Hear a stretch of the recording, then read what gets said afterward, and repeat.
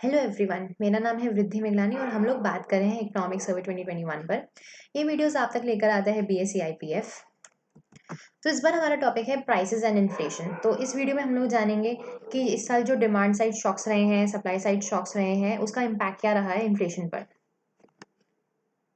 सबसे पहले हम लोग देखते हैं कि जो हमारे यहाँ पे इन्फ्लेशन है वो मोर और लेस जो इमर्जिंग मार्केट्स की इन्फ्लेशन है उसके जैसी ही रही है। और एक और बात कि डेवलपिंग नेशंस में जो इन्फ्लेशन होती है वो हमेशा डेवलप्ड नेशन से ज़्यादा होती है। तो ये यूएस का इन्फ्लेशन है, ये यूरोप और अदर एडवांस इकोनॉमीज का इन्फ्लेशन है जो कि डेवलपिंग नेशन से कम है।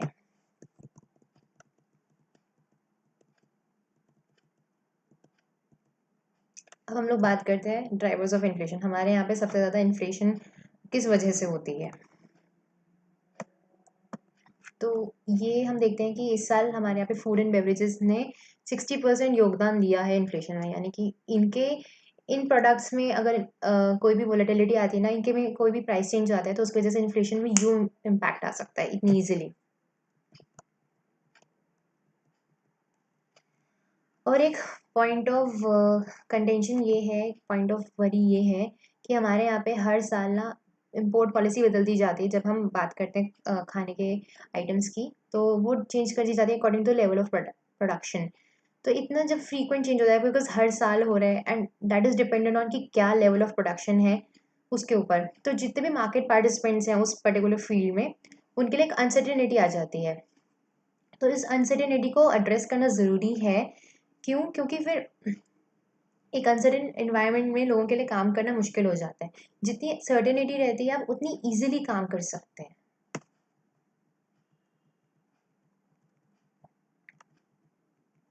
अब हम लोग बात करते हैं कि हमारे यहाँ पे रूरल इन्फ्लेशन और अर्बन इन्फ्लेशन कैसा रहा है जून से लेकर दिसंबर के बीच में। तो ये जितना डार्क एरिया है, सबसे डार्क एरिया, ये बताता है कि 8% के ऊपर इन्फ्लेशन रहा है। तो यहाँ पे हो या यहाँ पे हो, हम देख रहे हैं कि ईस्टर्न इंडिया में काफ़ी ज़्यादा इन्फ्लेशन रहा है इस साल।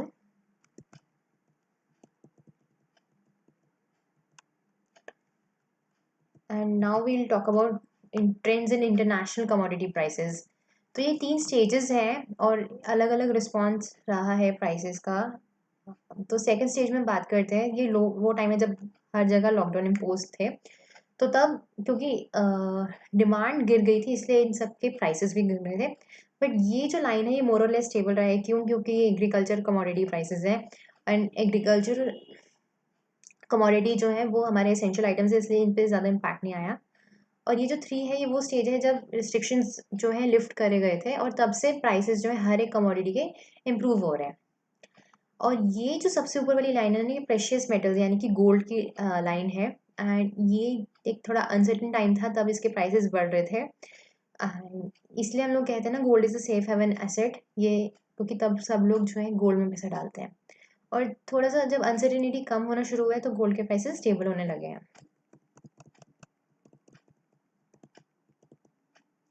अब हम लोग बात करते हैं कंक्लूजन की।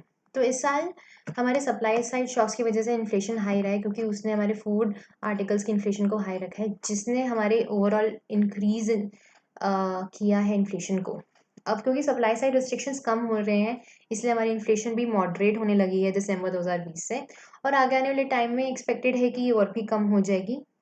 एंड जैसे जैसे हमारी ऑब्वियसली फूड इन्फ्लेशन कम होगी हमारी ओवरऑल इन्फ्लेशन भी कम होगी। एंड डिमांड के बढ़ने से इम्प्रूविंग प्राइस पावर आती है मैन्युफैक्चरर्स के पास। क्यों? क्योंकि जब हम सब लोग एक पर्टिकुलर गुड की डिमांड करते हैं और मैन्युफैक्चरर्स बस एक प्राइसिंग पावर आती है कि वो थोड़ा सा और मार्जिन चार्ज कर सकते हैं। तो ये उसके बारे में बात कर रहे हैं। अब सबसे एक इम्पॉर्टेंट बात, एक की टेक अवे इस चैप्टर से जान लेते हैं जो आज हमने सीखा है। देखो हमारे यहाँ पे क्योंकि हम जानते हैं कि फूड इन्फ्लेशन जो है सबसे बड़ा कंपोनेंट है इन्फ्लेशन को ड्राइव करने का। तो अगर हम उसको टैकल कर लें तो प्रोबेबली इन्फ्लेशन को टैकल करना थोड़ा आसान हो जाएगा। तो हम लोग वो कैसे कर सकते हैं? देखो जनरली हम लोग प्राइसेस को, फूड आइटम्स के प्राइसेस को स्टेबलाइज करने के लिए कुछ एक्सपोर्ट्स को बैन कर लेते हैं, इम्पोज कर देते हैं स्टॉक लिमिट्स को, या ईज ऑफ रिस्ट्रिक्शंस कर देते हैं ऑन इम्पोर्ट्स। तो हम अक्सर ये सब करते हैं बट ये हमें जानना ज़रूरी है, एक शॉर्ट टर्म स्टेप है। क्योंकि हम लोग देखते ही हैं हर साल किसी ना किसी वजह से हमारी फूड इन्फ्लेशन बढ़ ही जाती है। क्योंकि कभी कोई आइटम है जो कि उसका प्रोडक्शन हिट हो रहा है या कुछ भी हो रहा है, तो ऐसे कोई ना कोई तो दिक्कत आ ही जाती है। इसलिए हमको एक medium to long term measures रखना ज़रूरी है, ताकि ये इन्फ्लेशन हम लोग टाइमली एड्रेस कर सकें, कहने का मतलब। तो अगर हमारे पास कोल्ड स्टोरेज फैसिलिटीज़ हों, गुड स्टोरर वेराइटीज़ हों, जुडिशियस यूज़ ऑफ फर्टिलाइज़र्स हो। देखो, फर्टिलाइज़र्स हमारे यहाँ पे ना अभी बेतहाशा यूज़ होते हैं, जिसकी वजह से एक तो हमारी सरकार का फर्टिलाइज़र का सब्सिडी बिल काफ़ी हाई आता है, एंड प्लस आप उतना ही यूज़ करो जितना ज़रूरी है। माना कि आपको सस्ते में मिल रहा है, बट आप प्लीज़ इतना मत यूज़ करो, क्योंकि इवेंचुअली ये फर्टिलाइज़र हमारे खाने में जाता है। Timely irrigation, post-harvest technology, they are needed to reduce the losses, and review करें हम लोग अपने बफर स्टॉक पॉलिसी को, एंड सिस्टम ऐसा डेवलप होना चाहिए जो कि रिड्यूस करे वेस्टेज, एफिशिएंट मैनेजमेंट लेकर आए और इंश्योर कर सके टाइमली रिलीज। अगर हमारे पास बफर स्टॉक्स भी हैं और अगर हम लोग उसको तब नहीं यूज़ कर पा रहे जब उसकी ज़रूरत है, तो फिर उस बफर स्टॉक का कोई मतलब नहीं है, कहने का मतलब ये है। और एक हमारे यहाँ पे कंसिस्टेंसी आनी चाहिए पॉलिसीज़ में, ताकि जो लोग उस पर्टिकुलर इंडस्ट्री में काम कर रहे हैं उनके लिए आसानी रहे काम करने में। तो ये थे हमारे की learnings, and thank you so much the for your patience, and please comment section में ना अपना नाम और अपना ईमेल आईडी ज़रूर लिखिएगा। This is it about this video. Thank you.